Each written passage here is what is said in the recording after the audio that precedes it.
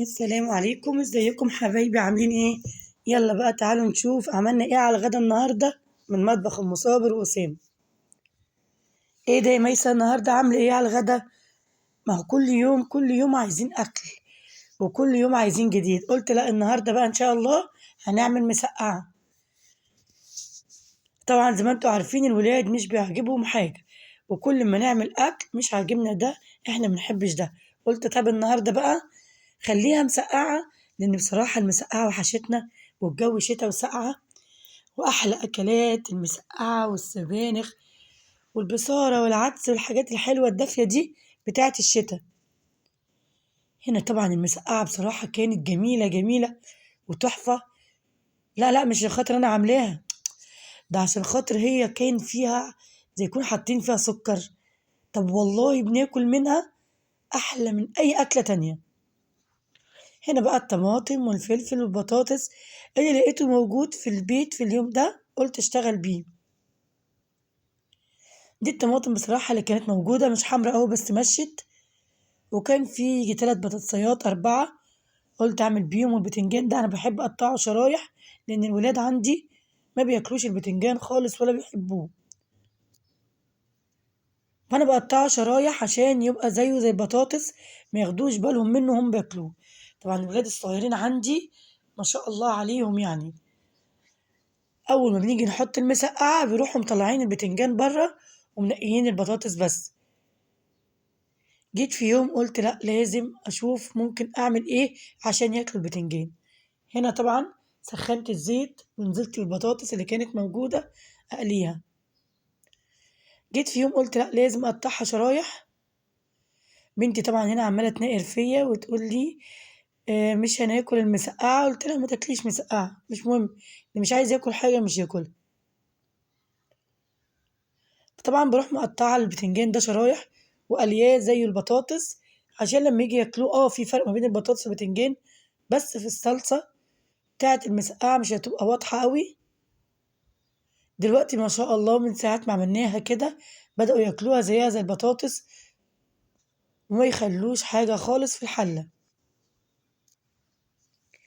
هنا البطاطس اتقلت وطلعت البطاطس. انا ما بحبش اطلع البطاطس في طبق والبتنجان في طبق والفلفل في طبق، بحب اجيب صينية صغيرة زي كده واحط عليها البطاطس اللي هتطلع، ولما اقلي البتنجان والفلفل برضه انزله على الصينية نفسها. هنا جبت الحلة ونزلت بالزيت، ما حطيتش كمية زيت كتير زي ما انتوا شفتوا، حاجة بسيطة عشان البطاطس والبتنجان والفلفل اللي احنا بنطلعهم بيبقى فيهم اصلا زيت. وهنا اول ما الزيت سخن نزلت بالتومة. التوم اول ما نزل لان الزيت سخن ما شاء الله احمر على طول وادى ريحة جميلة. انا متعودة بنزل بشوية خل، بس بصراحة في اليوم ده نسيت احط معلقة خل ونزلت بالطماطم على طول. في حاجة بقى هي اللي ممكن تخلي المسقعة معاكي حلوة، وفي حاجة ممكن تخلي المسقعة معانا مرة. طب ايه هي يا ميسة؟ انا جربتها كتير بصراحة. هنا نزلت بالكمون والملح الابيض، ده الحاجة الوحيدة اللي انا بستعملها في المسقعة. ايه هي بقى يا ميسة اللي يخليلك ممكن تحس ان المسقعة مرة، وممكن تحس ان المسقعة مسكرة؟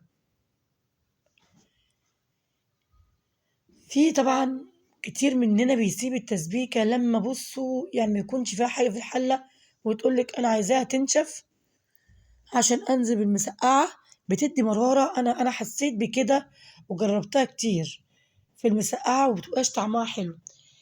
هنا نزلت بالبتنجان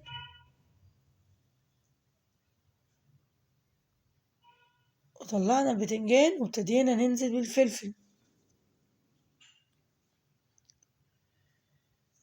كان في كام قرن كده تاني فلفل حامي عشان الولاد عندي بيحبوا البارد وانا بحب الحامي، رحت مقطعاه وحطاه مع البتنجان ومطلعاه. المسقعة يا حلاوتها وجمالها لما بيكون فيها حاجة كده، يعني سنة شطة، قرن فلفل حامي بيديها طعم كده وحلاوة وجمال. هنا طلعت الفلفل. انا بقى بخلي الطماطم التسبيكه بتاعه التسقيع المسقعه.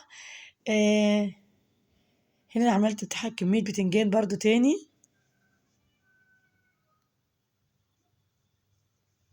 عشان لاحظت ان البطاطس قليله، فالمسقعه كانت قليله. هنا خلاص نزلنا بالفلفل والبتنجان والبطاطس. شفت التسبيكه بقى، هو ده انا بقول فيه. خدت معايا غلوتين، واول ما خدت غلوتين رحت نازله بالمسقعه فيها، ما بحبهاش تنشف ولا تعمل اكتر من كده. انا بحب دايما الصوص بتاع المسقعه ده فيها بيبقى طعمه جميل وتحفه، والطماطم بتبقى مسكره وطعمها جميل، وما تخليهاش تنشف وما بزودهاش ميه، هي بالصوص يا دوب بتاخد غلوه وبقفل عليها، ما بشدش عليها في الغليان عشان ما تديش معايا مراره. وهنا بقى طلعنا المسقعه. ايه ده يا ميسه بتطلعي المسقعه بالكبشه؟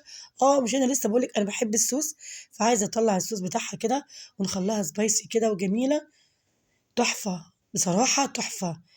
اكل الشتاء لا يعلى عليه، سخنه وجميله. انا طبعا عماله ادوق، وبنتي عماله تصورني. خلاص يا ماما احنا جعانين، انت عماله تاكلي. قلت لهم ما انا بقول لكم دايما انا ما بعرفش اكل وبستغل الفرصه غير قدام الكاميرا، بعد كده مش هلاقي حاجه في الاكل.